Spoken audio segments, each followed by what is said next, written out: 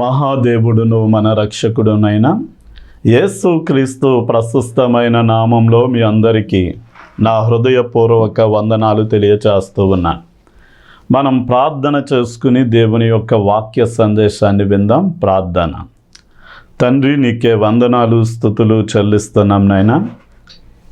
నీవు మహాగణుడవు, మహోన్నతుడవు, ఉన్నత స్థలముల నిత్య నివాసివి నాయనా. భూమి కంటే ఆకాశము ఎంత ఉన్నతంగా ఉన్నదో, మా ఆలోచనల కంటే నీ ఆలోచనలు, మా మార్గముల కంటే నీ మార్గములు అంత ఉన్నతమైనవి గనక ఎవరైతే నీ వాక్యాన్ని వింటున్నారో, నీ యొక్క ఉన్నతమైన ఆలోచనలు, నీ మార్గాలు మా ముందుంచి, మా మార్గాలు మా ఆలోచనలు ప్రక్కన పెట్టి, నీ యొక్క మాటలు, నీ యొక్క మార్గాలు మాకు మేలును కలిగిస్తాయని, నీ మార్గంలో నడవడానికి సహాయం చేయండి.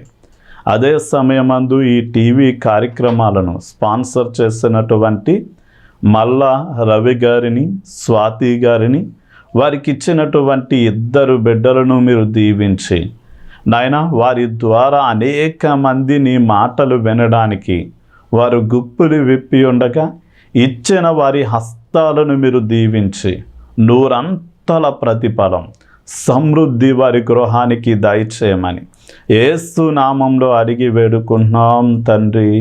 ఆమేన్. మనం చాలా జాగ్రత్తగా ఆలోచన చేయగలిగితే, మనం పలానా వారి యొక్క తాలూకా, పలానా వారికి చెందిన వారమని చెప్పుకోవడానికి చాలా సంతోషిస్తూ ఉంటాం. ఈ మధ్యకాలంలో చాలామంది వారి బల్ల మీద మేము పిఠాపురం ఎమ్మెల్యే గారి తాలూకా అని చెప్తూ వారి బల్ల మీద రాసుకుంటున్నారు. అంటే వారు నిజంగా వారికి సంబంధించిన వ్యక్తుల అంటే కాకపోయినప్పటికీ, అంటే అలాంటి హీరోని మేము వెంబడిస్తున్నాము అనడానికి గుర్తుగా అంత ఇదిగా వారి పేరు చెప్పుకుంటే, మనం ఒక నెంబరును, ఒక గ్రామానికి ప్రెసిడెంటును, లేక ఒక ఎమ్మెల్యే గారినో, లేక ముఖ్యమంత్రికో ప్రధానమంత్రికో సంబంధించిన వారమని చెప్పుకుంటే, అది మనం చెప్పుకోవడానికి మనం చాలా సంతోషిస్తాం. కానీ మనం ఎవరం అని ఆలోచన చేస్తే, 1 యోహాను పత్రిక 5వ అధ్యాయం 18-19 వచనాల్లో, దేవుని మూలముగా పుట్టి ఉన్నవాడెవడును పాపము చేయడని ఎరుగుదుము, దేవుని మూలముగా పుట్టినవాడు తన్ను భద్రము చేసుకొనును గనుక దుష్టుడు వానిని ముట్టడు. మనము దేవుని సంబంధులము, మనము దేవుని సంబంధులము అని వాక్యం సెలవిస్తుంది. ఈ రోజున ఈ వాక్యాన్ని వింటున్నటువంటి మనం ఒక ప్రశ్నను మన జీవితంలో వేసుకోవాలి. నిజంగా మనం దేవుని సంబంధులమా, లేక దుష్టుని సంబంధులమా?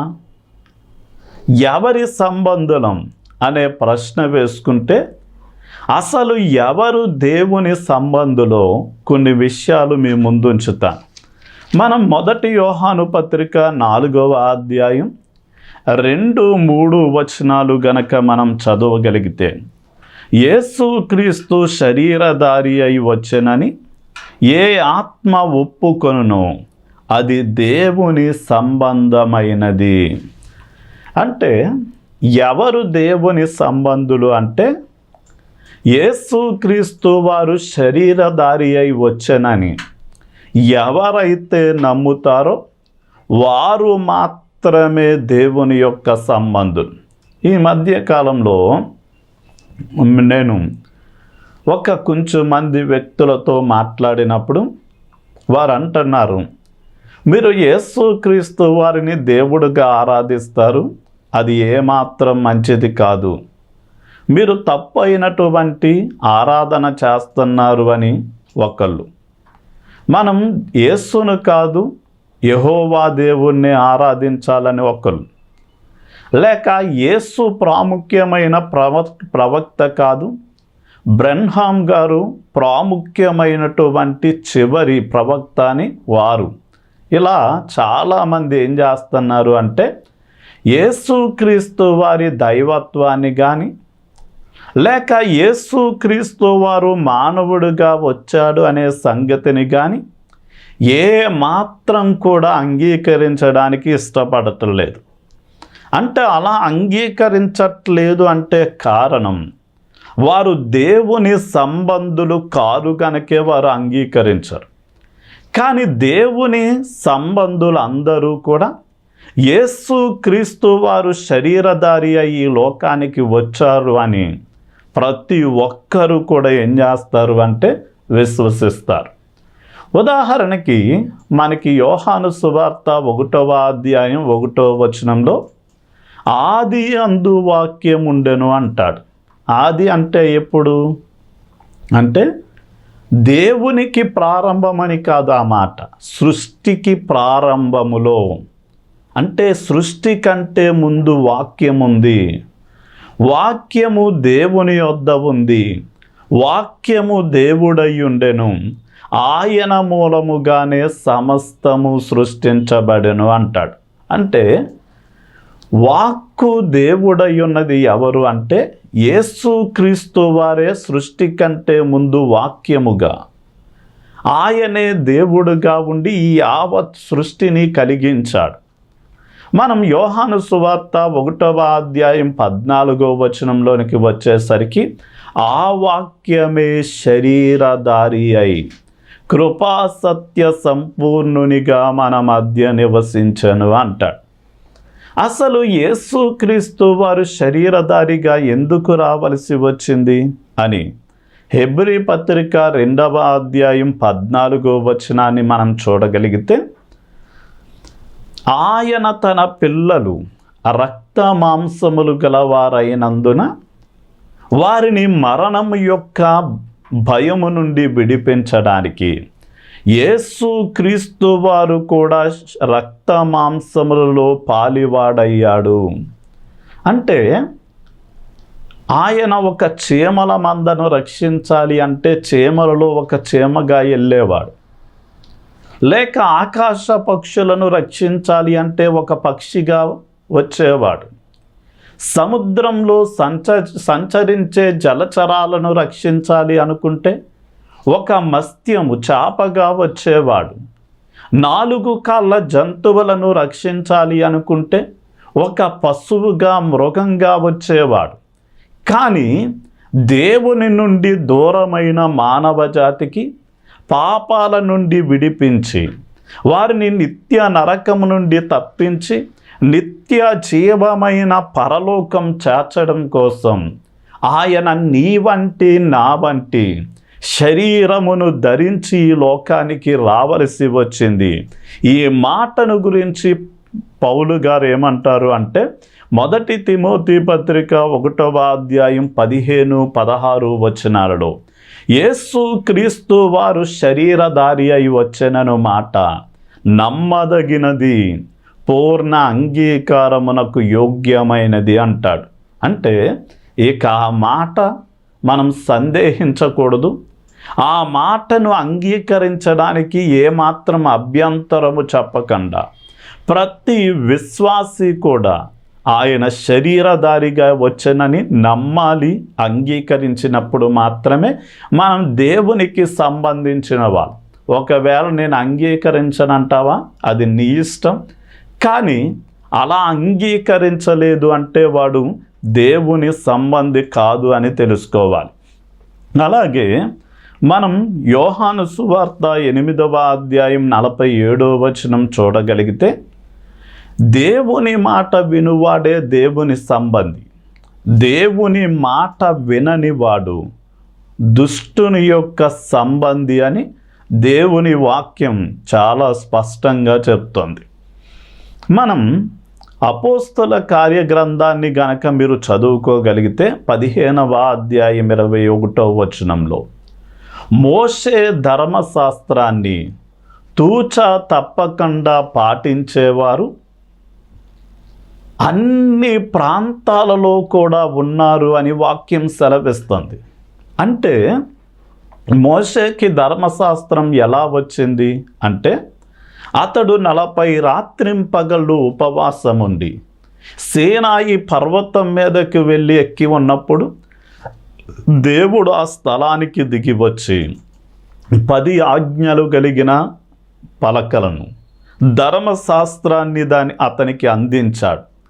అతడు దాన్ని అందుకొని దాన్ని ప్రజలకు ఇచ్చినప్పుడు ఆ మోషే ధర్మశాస్త్రాన్ని ప్రజలు ఇది మోషే ద్వారా మనకి అందించబడింది అని చాలా జాగ్రత్తగా భక్తి శ్రద్ధలతో ఆ మాటలు అనుసరించి బ్రతికారు.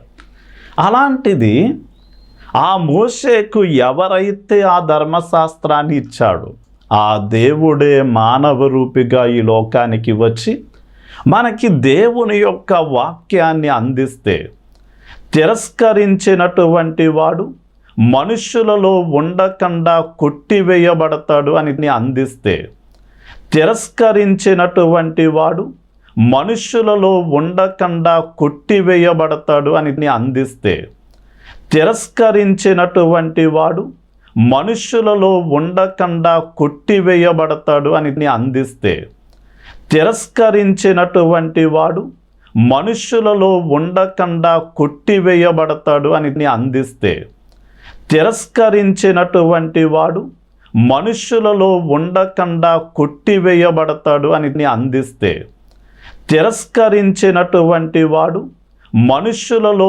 ఉండకుండా కొట్టివేయబడతాడు అని అందిస్తే, తిరస్కరించినటువంటి వాడు మనుష్యులలో ఉండకుండా కొట్టివేయబడతాడు అని అందిస్తే, తిరస్కరించినటువంటి వాడు మనుష్యులలో ఉండకుండా కొట్టివేయబడతాడు అని అందిస్తే, తిరస్కరించినటువంటి వాడు మనుష్యులలో ఉండకుండా కొట్టివేయబడతాడు అని అందిస్తే, తిరస్కరించినటువంటి వాడు మనుష్యులలో ఉండకుండా కొట్టివేయబడతాడు అని అందిస్తే, తిరస్కరించినటువంటి వాడు మనుష్యులలో ఉండకుండా కొట్టివేయబడతాడు అని అందిస్తే, తిరస్కరించినటువంటి వాడు మనుష్యులలో ఉండకుండా కొట్టివేయబడతాడు అని అందిస్తే, తిరస్కరించినటువంటి వాడు మనుష్యులలో ఉండకుండా కొట్టివేయబడతాడు అని అందిస్తే,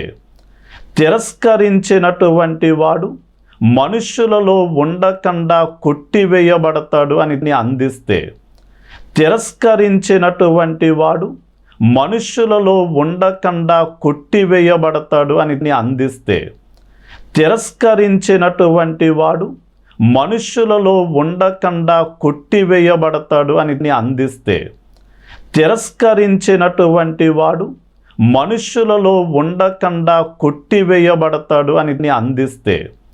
తిరస్కరించినటువంటి వాడు మనుష్యులలో ఉండకుండా కొట్టివేయబడతాడు అని అందిస్తే, తిరస్కరించినటువంటి వాడు మనుష్యులలో ఉండకుండా కొట్టివేయబడతాడు అని అందిస్తే, తిరస్కరించినటువంటి వాడు మనుష్యులలో ఉండకుండా కొట్టివేయబడతాడు అని అందిస్తే, తిరస్కరించినటువంటి వాడు మనుష్యులలో ఉండకుండా కొట్టివేయబడతాడు అని అందిస్తే, తిరస్కరించినటువంటి వాడు మనుష్యులలో ఉండకుండా కొట్టివేయబడతాడు అని అందిస్తే, తిరస్కరించినటువంటి వాడు మనుష్యులలో ఉండకుండా కొట్టివేయబడతాడు అని అందిస్తే, తిరస్కరించినటువంటి వాడు మనుష్యులలో ఉండకుండా కొట్టివేయబడతాడు అని అందిస్తే, తిరస్కరించినటువంటి వాడు మనుష్యులలో ఉండకుండా కొట్టివేయబడతాడు అని అందిస్తే, తిరస్కరించినటువంటి వాడు మనుష్యులలో ఉండకుండా కొట్టివేయబడతాడు అని అందిస్తే, తిరస్కరించినటువంటి వాడు మనుష్యులలో ఉండకుండా కొట్టివేయబడతాడు అని అందిస్తే, తిరస్కరించినటువంటి వాడు మనుష్యులలో ఉండకుండా కొట్టివేయబడతాడు అని అందిస్తే, తిరస్కరించినటువంటి వాడు మనుష్యులలో ఉండకుండా కొట్టివేయబడతాడు అని అందిస్తే, తిరస్కరించినటువంటి వాడు మనుష్యులలో ఉండకుండా కొట్టివేయబడతాడు అని అందిస్తే, తిరస్కరించినటువంటి వాడు మనుష్యులలో ఉండకుండా కొట్టివేయబడతాడు అని అందిస్తే, తిరస్కరించినటువంటి వాడు మనుష్యులలో ఉండకుండా కొట్టివేయబడతాడు అని అందిస్తే, తిరస్కరించినటువంటి వాడు మనుష్యులలో ఉండకుండా కొట్టివేయబడతాడు అని అందిస్తే, తిరస్కరించినటువంటి వాడు మనుష్యులలో ఉండకుండా కొట్టివేయబడతాడు అని అందిస్తే, తిరస్కరించినటువంటి వాడు మనుష్యులలో ఉండకుండా కొట్టివేయబడతాడు అని అందిస్తే, తిరస్కరించినటువంటి వాడు మనుష్యులలో తిరస్కరించినటువంటి వాడు మనుష్యులలో తిరస్కరించినటువంటి వాడు మనుష్యులలో తిరస్కరించినటువంటి వాడు మనుష్యులలో తిరస్కరించినటువంటి వాడు మనుష్యులలో తిరస్కరించినటువంటి వాడు మనుష్యులలో తిరస్కరించినటువంటి వాడు మనుష్యులలో తిరస్కరించినటువంటి వాడు మనుష్యులలో పాపము కానీ వ్యసనము కానీ ఏదైనా ఉంటే వెంటనే దాన్ని వదిలిపెట్టడానికి మీరు సిద్ధపడాలి అని చెప్తూ ఉన్నాను. మనం 3వ యోహాను పత్రిక మనం 1వ అధ్యాయం, అంటే ఒకే ఒక అధ్యాయం ఉంది, 11వ వచనాన్ని చదువుకోగలిగితే, ప్రియుడా, చెడు కార్యమును కాక మంచి కార్యమును అనుసరించి నడుచుకొనుము. మేలు చేయువాడు దేవుని సంబంధి, కీడు చేయువాడు దేవుని సంబంధి కాదు, దుష్టుని యొక్క సంబంధి. ఈ రోజున మనము కూడా మేలు చేయువారమైతే దేవుని సంబంధులం. మనం ఒక పాము దగ్గరకు వెళ్ళి, లేక ఆ పాము మనకేమైనా ఇవ్వాలి అనుకుంటే, ఒక తేలో మాండ్రకప్పో మనకి ఏదైనా ఇవ్వాలి అనుకుంటే ఏమిస్తుంది అంటే, దానికి కీడు చేసేటటువంటి స్వభావం ఉంది కనుక తనలో ఉన్న విషాన్ని మనలోనికి ఇంజెక్షన్ అంటే లోపలికి పంపిస్తుంది. అంటే అది మనకి మరణానికి కారణమవుద్ది. అలాగే నీవు దుష్టుని సంబంధివై కీడు చేసేవాడవైతే గనక నీవు దుష్టునికి చెందినవాడవు కానీ దేవునికి చెందినవాడవు కాదు అని తెలుసుకోవాలి. ఉదాహరణకి అదే పత్రికలో ఈ మాట ఎందుకు రాయవలసి వచ్చింది అంటే, దియోత్రేపే అనేటటువంటి ఒక వ్యక్తి ఉన్నాడు. అతడు అపోస్తులకి ఏ మాత్రము కూడా లోబడట్లేదు. అతడు ఎలాంటి వాడు అంటే, పరదేశులుగా ఉండి ఎవరైతే అన్ని ప్రాంతాలు సంచరించి సువార్త ప్రకటిస్తున్నారో అలాంటి వారిని అతడు చేర్చుకోవట్లేదు. చేర్చుకునే వారిని కూడా చేర్చుకోకుండా ఏం చేస్తున్నాడు అంటే ఆటంకపరుస్తూ ఉన్నాడు. అంటే నేను సహాయం చేయను, నేను మేలు చేయను, మీరు చేయడానికి వీల్లేదు అని. అంటే చాలామంది సంఘంలో చాలామంది మంచిగా ఉంటారు, ఎక్కడో ఒకరు ఇద్దరు మాత్రం ఇలాంటి మనస్సు స్వభావం కలిగిన వారు ఉంటారు. వారు ఏమంటారు అంటే, నేను చేయను, మీరు చేయొద్దు. ఒకవేళ మీరు చేస్తే నన్ను చేయలేదని అనుకుంటారు, నన్ను తక్కువగా చూస్తారు గనక నేను చేయను, మీరు చేయొద్దు అని కానుకలు ఇచ్చేవారిని ఇవ్వనివ్వరు, కష్టపడి పరిచర్య చేసేవారిని పరిచర్య చేయనివ్వరు. వాళ్ళు ఏ విషయంలో కూడా ఏం చేస్తారు అంటే వారు చెయ్యకపోగా చేసేవారిని ఆటంకపరుస్తారు. కానీ గాయుకి ఉత్తరం రాసేటప్పుడు గాయు అనేటటువంటి సేవకుడు ఎలాంటి వాడు అంటే, ఎవరైతే పరదేశులుగా వచ్చారో వారు అన్యులకు సువార్త ప్రకటిస్తూ ఉండగా కనీసం ఎలాంటి సహాయం కూడా వారు చేయరు గనక ఈ గాయు అలాంటి సేవకుల్ని శిష్యులను ఇంట్లో చేర్చుకున్నాడు.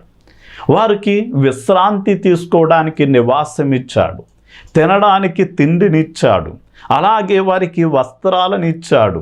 అలాగే వారి ప్రయాణంలో ఉండేటటువంటి ఖర్చుల నిమిత్తం ధన సహాయాన్ని చేసి మరీ పంపించాడు. ఈ రోజున యేసు ప్రభువుల వారి రాకడ అత్యంత సమీపమైపోయి ఉండగా నీవు చేతనైతే నీవు దేవుని పని చేయి. ఒకవేళ నీవు కాకపోతే నీవు వెళ్ళు, లేక వెళ్ళే వారినైనా నీవు ఏం చేయాలి అంటే ప్రోత్సహించే వ్యక్తిగా ఉండాలి.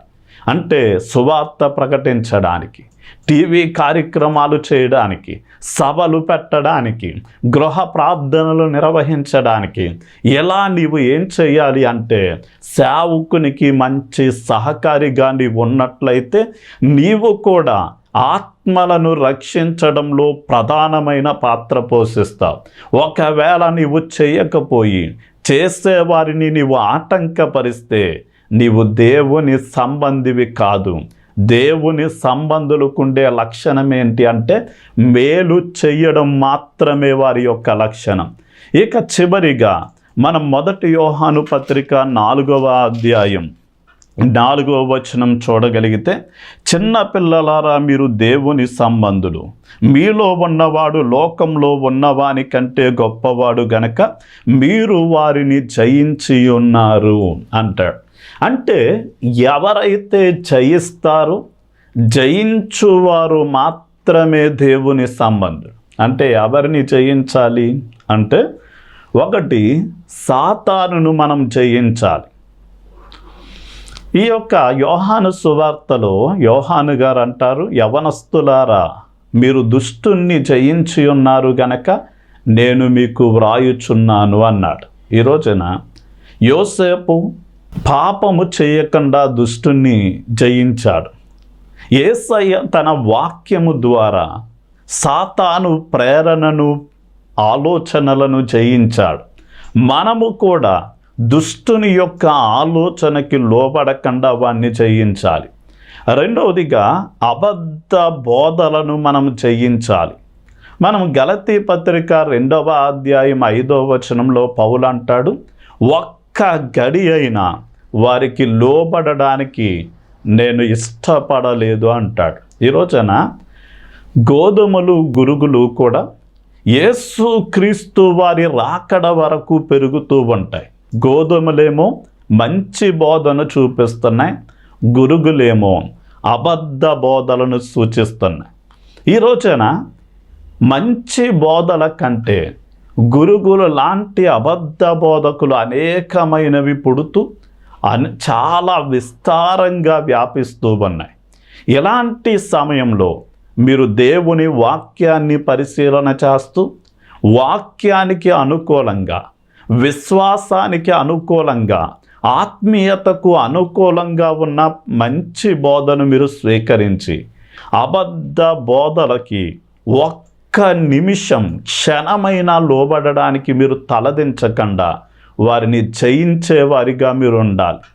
ఇక వేటిని జయించాలి అంటే మనము లోకాన్ని జయించాలి. ఇదిగో లోకమును జయించిన విజయం మీ విశ్వాసమే అన్నాడు. లోకము అంటే మన శరీరంలో పుట్టే ఇచ్చలు, నేత్రము కళ్ళెదుట ఉన్న వాటికి ఆకర్షించబడి మనల్ని బలవంతము చేస్తుంటే శరీర ఇచ్చలను, నేత్ర ఆశలను, గర్వాన్ని జయిస్తూ మనము దేవుని కోసం ఏం చేయాలి అంటే అంతము వరకు మనం జీవించాలి. అందుకనే మీరు చాలా జాగ్రత్తగా ఆలోచన చేస్తే జయించి యేసయ్య తండ్రి కుడి పార్శ్వమున కూర్చున్నట్లుగానే జయించు వారిని యేసుక్రీస్తు వారు తన ప్రక్కన కూర్చుండబెట్టుకుంటారు. అలా మిమ్మల్ని కూర్చోబెట్టుకోవాలి అంటే మీరు జయించేవారిగా ఉండాలి అని చెప్తూ నా మాటల్ని ముగిస్తున్నాను. ప్రార్థన చేసుకుందాం. ప్రార్థన. తండ్రి, నీకే వందనాలు, స్తుతులు చెల్లిస్తున్నాం నాయనా. ఈ సమయమందు ఎవరైతే ఈ మాటలు వింటూ ఉన్నారో నాయన, ఈ రోజున పుట్టగొడుగుల అబద్ధ డాక్ట్రిన్స్, అబద్ధ బోధకులు పెరిగిపోతూ ఉండగా నాయన, అలనాడు బెరయా సంఘం ఎలా అయితే దేవుని వాక్యాన్ని పరిశీలన చేసి నాయన వారు వాక్యానికి నాయన విలువనిచ్చి ఎలా సత్యం కోసం వారు నాయన పరిశీలన చేసుకుని ఆ సత్యవాక్యాన్ని అంటిపెట్టుకున్నారు. నీ బిడ్డలు కూడా ప్రతి అబద్ధము కూడా దేవునికి సంబంధించినది కాదు అని, అది దుష్టునికి సంబంధించింది అని వారు వాటిని ఎదిరించడానికి శక్తిని మీరు ప్రసాదించండి. అలాగే నీ బిడ్డలు మంచి చెయ్యాలి అనే ఆలోచన ఉండి కూడా చెయ్యలేని దుస్థితిలో ఉంటే గనక ఇచ్చుటకు కార్యసిద్ధి కలగచేయడానికి సమర్థుడవు నీవు గనక నీ బిడ్డలను ఆత్మీయమైన బలముతో శక్తితో నీవు నింపి నాయన పాప ప్రేరణ జయించడానికి, వారు జీవించాలి అన్నట్లుగా పరిశుద్ధంగా నిర్దోషంగా నీతిమంతులుగా జీవించడానికి శక్తినివ్వండి. అలాగే కీడు చేయడం నిలిచిపోయి మేలు చేయడానికి నీ బిడ్డలను మీరు ప్రోత్సహించి దీవించమని యేసు నామంలో అడిగి వేడుకుంటున్నాం తండ్రి. ఆమేన్, ఆమేన్. మహాదేవుడును మన రక్షకుడునైన యేసుక్రీస్తు ప్రశస్తమైన నామంలో దైవజనులందరికీ నా హృదయపూర్వకమైన వందనాలు తెలియచేస్తూ ఉన్నాను. నేను చెప్పేటటువంటి వాక్యం మీకు నచ్చినట్లయితే మీ సంఘాలలో సహితం వాక్యాన్ని ఉచితంగా బోధించడానికి నేను సిద్ధంగా ఉన్నాను. ఎవరైనా మీ సంఘంలో ఆహ్వానించాలి అనుకుంటే మా నెంబర్కి ఫోన్ చేయండి. నా పేరు శామ్యూల్ విక్రమ్. Phone number 9676752996.